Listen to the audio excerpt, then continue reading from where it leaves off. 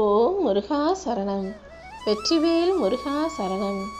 என் அன்பு பிள்ளையே, நான் சொன்னதை கேட்டு முடித்த மறு நிமிஷமே நிச்சயமாக உன் வாழ்க்கையில் அதிசயம் நடக்க தான் போகுது.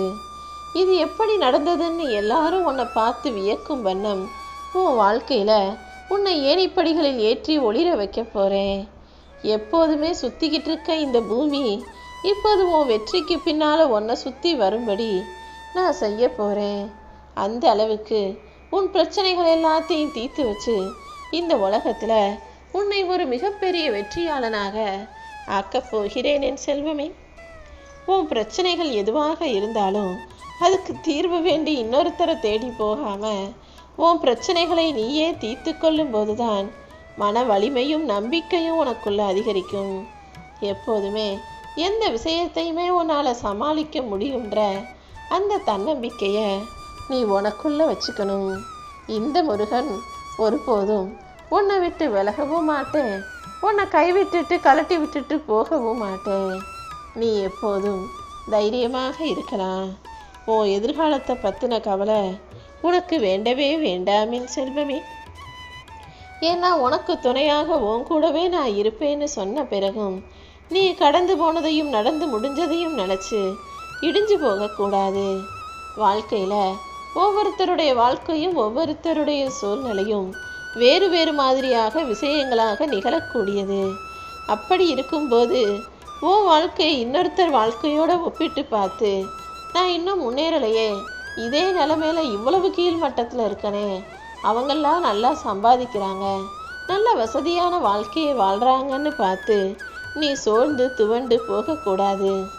நீயும் உன்னுடைய திறமையையும் தகுதியையும் அதிகரிச்சுக்கிட்டீன்னா நிச்சயமாக ஒன்னாலும் நல்ல நிலைமைக்கு வர முடியும். அதை விட்டுட்டு அவங்கள போல வாழணும் இவங்கள போல வாழணும்னு நீ நினைக்கவும் கூடாது. அடுத்தவங்களை திருப்திப்படுத்தணும்னு நினச்சி அடுத்தவங்களுக்கு பிடிச்சதை செஞ்சேனும்னு நினச்சி உன் நிம்மதியை நீ இழந்துவிடக்கூடாது என் செல்வமே. இந்த உலகத்தில் யாராலும் யாரையுமே முழுவதுமாக திருப்திப்படுத்த முடியாதுங்கிற உண்மையை புரிஞ்சுக்கோ. ஏன் இந்த கடவுள் எம்பெருமான் முருகன் என்னாலேயே எல்லாருக்கும் பிடிச்ச கடவுளாக இருக்க முடியவில்லை தானே? இந்த பூமியில் பிறந்த அத்தனை மனிதர்களுமா என்னை வணங்குறாங்க? இல்லை தானே? அப்படி இருக்கும்போது உன்னை மட்டும் எல்லாருக்கும் பிடிக்கணும், எல்லாருக்கும் பிடிச்ச விதத்தில் நீ நடந்துக்கணும்னு யோசிக்கிறது தேவையில்லாத சிந்தனை. அதை ஒதுக்கி வச்சுட்டு நீயாக உனக்கு பிடிச்ச விஷயங்களை உன் மனசாட்சிக்கு உண்மையாக செஞ்சுட்டு போய்கிட்டே இரு. உன்னை போலதான் இந்த பூமியில் வாழக்கூடிய எல்லாருக்கும் 1000 பிரச்சனை இருக்குன்றதை நீ புரிஞ்சுக்கிட்டாலே யாரையும் போய் குறை சொல்லவோ, யார் மனசும் கஷ்டப்படும்படி பேசவோ, யாருடைய தப்பையும் குற்றம் கண்டுபிடிக்கவோ மாட்டாய்தானே? உனக்கு வேணும்னா பார்க்குறவங்கள பல பேர் வசதியாக சந்தோஷமாக நிம்மதியாக வாழ்றது போல தெரியலாம். ஆனால் இந்த பூமியில் ஒவ்வொருத்தருக்கும் வெவ்வேறு வகையான பிரச்சனைகள் இருக்க தான் செய்யுது. யாருமே இங்கு சந்தோஷமாக நிம்மதியாக வாழும்படி வாழ்க்கை விட்டு வைக்காதுங்கிறத நீ புரிஞ்சுக்கோ என் செல்வமே. இந்த உலகத்தில் இருக்கக்கூடிய மனிதர்கள் ஒவ்வொருவரும் அவங்கள போல தான் மற்றவங்களையும் நினைப்பாங்க. அவங்க நல்லவங்களாக இருந்தால் பார்க்குறவங்களையும் நல்லவங்களாக அவங்களுக்கு தெரியும், அப்படியே நினைப்பாங்க. அவர்கள் கெட்டவர்களாகவும் சுயநலக்காரர்களாகவும் அல்லது கேடு எண்ணம் கொண்டவராகவும் இருக்கும் பட்சத்தில் அடுத்தவங்களையும் அப்படிதான் நினைப்பாங்க. அதனால தான் உன்னை பற்றி யார் என்ன சொன்னாலும் அது அவர்களுடைய சிந்தனை, அவர்களுடைய குணத்தை உன்னுடைய குணமாக நினைக்கிறாங்கன்றதை புரிஞ்சுக்கிட்டு அதற்கு எந்த பதிலும் கொடுக்காம அவங்கள விட்டு விலகி நிற்க சொல்கிறேன். உன்னை புரியாத மனிதர்கள் ஒவ்வொருவருக்கும் போய் நீ யாருன்னு விளக்கம் சொல்லி புரிய வைக்கிறத விட அவங்க புரிதல் என்னவோ அப்படியே இருக்கட்டும்னு மௌனமாக நகர்ந்து செல்வதுதான் சரியாக இருக்கும் என் செல்வமே. தவறான புரிதல் கொண்ட மனிதர்களிடத்துல நீ என்னதான் உண்மையை விளக்கி சொன்னாலும் அது அர்த்தமற்றதாக அவங்க உன்னை மறுபடியும் தப்பாக நினைக்கக்கூடியவர்களாகவே அந்த விஷயம் மாறிடும். அதனால தான் யாருக்கும் எந்த வகையிலும் எந்த விஷயத்திலும் உன்னை பற்றிய தன்னிலை விளக்கத்தை போய் சொல்ல வேணான்னு சொல்கிறேன். வாழ்க்கையில் சில பிரச்சனைகள் வரும்போது உன் மனசு ரொம்ப அதிகமாக யோசித்து குழம்பிக்குது. இப்படி குழம்பக்கூடிய அளவுக்கு சில விஷயங்கள் ரொம்ப யோசிக்கிறதா இருந்ததுன்னா அமைதியாக பொறுமையாக அதை விட்டுடு. ஏன்னா அதிகமாக ஒரு விஷயத்தை யோசிக்கும் போது அது இன்னும் இன்னும் உன்னை குழப்பமடைய செய்யும். அதுக்கு பதிலாக முடிவு எடுக்க முடியாத நேரங்களில் அமைதியாக பொறுமையாக நீ இருந்துட்டாலே அந்த பிரச்சனையை சமாளிக்கும் மனநிலை உனக்கு வந்துடும். அதை சமாளிக்கக்கூடிய தீர்வுகளும் கூட உனக்கு கிடைச்சிடும் என் செல்வமே. நீ யாரையுமே வெறுக்கணுன்ற அவசியம் இல்லை. ஒருத்தரை உனக்கு பிடிக்கலைனா அமைதியாக அவங்கள விட்டு விலகிப்போ. ஏன்னா உன் நிம்மதி மிகவும் முக்கியம் அல்லவா? ஒரு விஷயத்தையோ அல்லது ஒருத்தரையோ நீ வாழ்க்கையில் வெறுத்தினா அங்கே முதல்ல பலியாகிறது உன்னுடைய மன நிம்மதியாக தான் இருக்குன்றத நீ ஞாபகம் வச்சுக்கோ. எதுக்காக நீ அடுத்தவங்க மேலே கோபப்பட்டு அடுத்தவங்க மேலே ஆத்திரப்பட்டு உன் உடம்ப கெடுத்துக்கணும்? பொறுமையாக இரு, அனுசரித்து போக பழகு. அனுசரித்து விட்டு கொடுத்தும் எந்த பிரயோஜனமும் இல்லைன்னா அவர்களை விட்டு ஒதுங்கி நிற்கவும் தயாராக இருந்திடு என் செல்வமே. நீ எப்பவும் அடுத்தவங்களுக்காக வாழணும்னு யோசிக்காதே. ஏன்னா இந்த பூமியில் எல்லாருக்கும் பிடிக்கும்படி எவராலும் வாழ முடியாதுன்ற அந்த உண்மையை தெரிஞ்சுக்கிட்டு நீயாக உனக்கு பிடிச்ச விஷயங்களை செய்யக்கூடிய பிள்ளையாக உன் வாழ்க்கை, உன் குடும்பம், உன் வீடுங்கிறத உனக்கு பிடிச்ச வகையில் வச்சுக்கோ. உன் நிலைமையை மாற்றி உனக்கான வசதி வாய்ப்புகளை கொடுப்பதற்காக தான் உன் அப்பன் முருகன் இப்போது உன்னை தேடி வந்திருக்கேன். இன்னைக்கு வரைக்கும் நீ அனுபவிச்ச எல்லா துயரங்களும் இப்போது முடிவுக்கு வரப்போகுது. ராஜயோகம் உன்னை கட்டி அணைச்சு உனக்கான வெற்றி மாலையையும் உன் கழுத்தில் சூட்ட போகுது என் செல்வமே. இப்போது நீ அனுபவிக்கிற கஷ்டங்கள் எல்லாத்துக்கும் பின்னால நீ எதிர்பார்க்காத பெரிய பெரிய சந்தோஷம் காத்துக்கிட்டு இருக்கு. எவ்வளோ கஷ்டம் வந்தாலும் நீ கொஞ்சமும் சளைக்காம அதை ஒரு ஓரமாக வச்சுக்கிட்டு சிறு புன்னகையோட எல்லா விஷயங்களையும் எதிர்கொள்ள பாரு.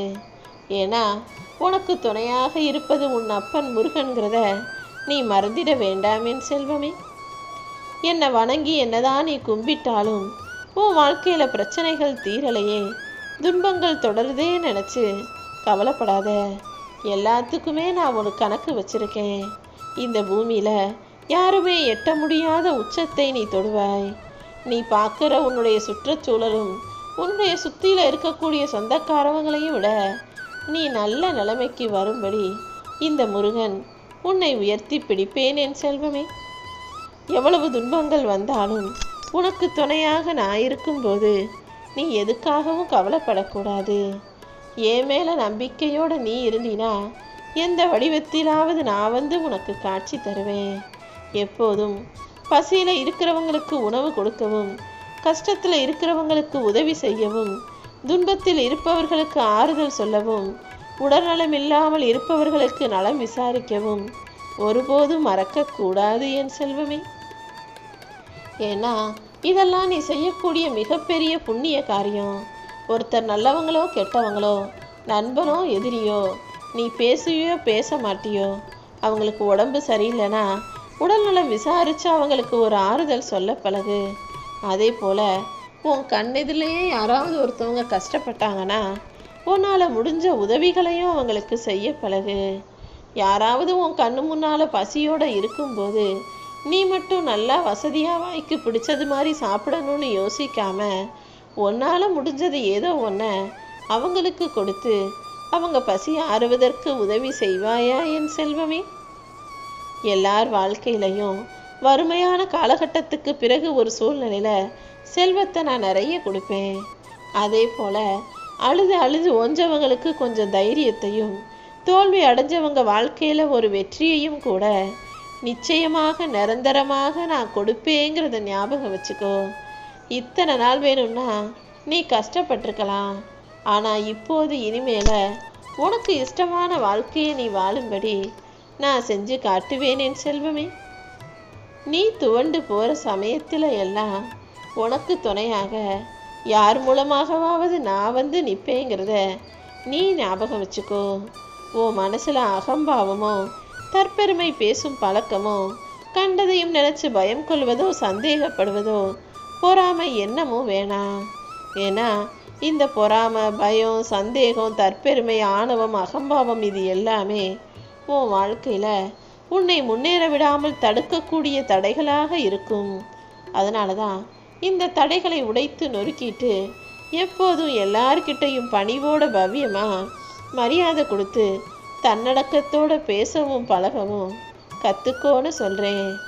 10 பேர் பெரியவங்க உட்காந்து பேசும்போது நீயும் அமைதியாக வாயை பூட்டிக்கிட்டு உட்காந்துருந்தீன்னா அங்கே 11ஆவது பெரிய மனுஷனாக நீ மதிக்கப்படுவ. அதை விட்டுட்டு எல்லாரும் அமைதியாக இருக்கும்போது நீ மட்டும் தொணத்தொணன்னு பேசிக்கிட்டே இருந்தீன்னா நீதானே அங்கு சிறியவனாக நினைக்கப்படுவாய். முடிஞ்ச அளவுக்கு பேச்சை குறைச்சிக்கோ. இந்த முருகன் உன் வாழ்க்கையை நீ எப்படி வாழணுங்கிற சூட்சும ரகசியத்தை நிச்சயமாக சொல்லி கொடுப்பேன். நீ காசு பணம் சம்பாதிச்சு எனக்கு வந்து காணிக்கையாக கொட்டணும்னு நான் ஒருபோதும் எதிர்பார்க்க மாட்டேன். நீ எப்போதும் நல்ல குணத்தோட, எல்லாருக்கும் உதவி செஞ்சு தான தர்மம் செய்யக்கூடிய தயால குணத்தோட, மனிதாபிமானத்தோட மனிதனாக வாழணுங்கிறது தான் இந்த அப்பன் முருகனின் ஆசை. வாழ்க்கையில் இது நாள் வரைக்கும் வேணும்னா தோல்வி மட்டுமே உனக்கு தொடர்ந்து வந்திருக்கலாம். நீ தோல்வி மட்டுமே வந்ததால் தோத்துக்கிட்டு இருக்கன்னு அர்த்தம் கிடையாது. தோல்வியை தாண்டி தாண்டி போய் வெற்றியை தொடப்போகிறாய்ன்ற அர்த்தத்தை நீ புரிஞ்சுக்கணும் என் செல்வமே. நீ எந்த அளவுக்கு வாழ்க்கையில் உயர்ந்த நிலைமைக்கு நல்ல நிலைமைக்கு வரணும்னு ஆசைப்படுறியோ அந்த அளவுக்கு உன்னை சுற்றி இருக்கவங்க உன்னை கேலியும் கிண்டலும் நக்கலும் தேவையற்ற விமர்சனங்களையும் செய்யத்தான் செய்வாங்க. நீதான் அத்தனை பேரின் அர்த்தமற்ற பேச்சுக்களையும் உன்னுடைய கஷ்டங்களையும் கடந்து வந்துதான் ஆகணும். இந்த கஷ்டங்களையும் தேவையில்லாத விமர்சனங்களையும் துன்பங்களையும் அவமானங்களையும் கடந்து வந்தால் மட்டும்தான் உன் வாழ்க்கையில் நீ நினைக்கிறபடி நல்ல நிலைமைக்கு வர முடியும் என் செல்வமே. உன் வாழ்க்கையில் ஒரு சிலர் உன்னை அவமதிக்கலாம், ஒரு சிலர் உன்னை மிகவும் மோசமாக நடத்தலாம். ஆனால் அவங்க செய்கிற காரியத்தையெல்லாம் நான் கவனிச்சுக்கிட்டு தான் இருக்கேன். நீ பொறுமையாக உன் வாழ்க்கையை மட்டும் வாழப்பாரு. உனக்கு எதிராக இந்த மாதிரி வேலை செஞ்சவங்களும் உன்னை அவமதித்தவர்களும் உன்னை கஷ்டப்படுத்தியவர்களும் அதற்கு உரிய தண்டனையை என்கிட்ட இருந்து பெறுவாங்க. நீ தேவையில்லாமல் அவங்க மேலே வெறுப்போ சலிப்போ கொள்ள வேண்டாம் என் செல்வமே. இந்த உலகத்தில் நான் உன்னை முதல்ல ஆளாக மதிப்புக்குரியவர்களாக நினைக்க சொல்கிறது உன்னை பெற்ற தாய் தந்தை விடுதான். ஏன்னா பெற்ற தாய் தந்தையை கைவிட்டுட்டு எவ்வளவுதான் என்னை வணங்கினாலும் எத்தனை தான தர்மங்கள் செஞ்சாலும் அது வீணானதாகவே கருதப்படும். நீ எவ்வளவு பூஜைகள் செஞ்சாலும் அதை நான் ஏற்றுக்க போகிறதில்ல. முதல்ல உன்னை பெற்றவங்களுக்கு மதிப்பும் மரியாதையும் கொடுக்கக்கூடிய பணிவுள்ள பிள்ளையாக நீ இரு.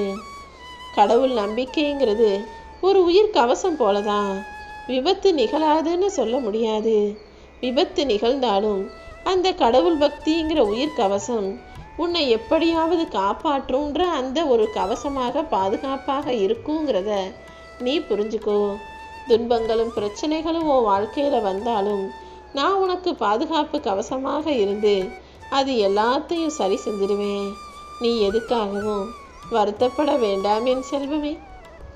உன்னை கீழே தள்ளி விடுறதுல மற்றவங்க வலிமையானவர்கள் நிரூபிச்சாங்கன்னா, அடுத்தவன் ரொம்ப புத்திசாலி போல நடந்து உன்னை ஏமாத்தினா துரோகம் செஞ்சானா, மறுபடியும் நீ தைரியமாக எழுந்து அவங்க முன்னால் வாழ்ந்து காட்டக்கூடிய அளவுக்கு வலிமையான பிள்ளைங்கிறத நீ நிரூபித்து விடு.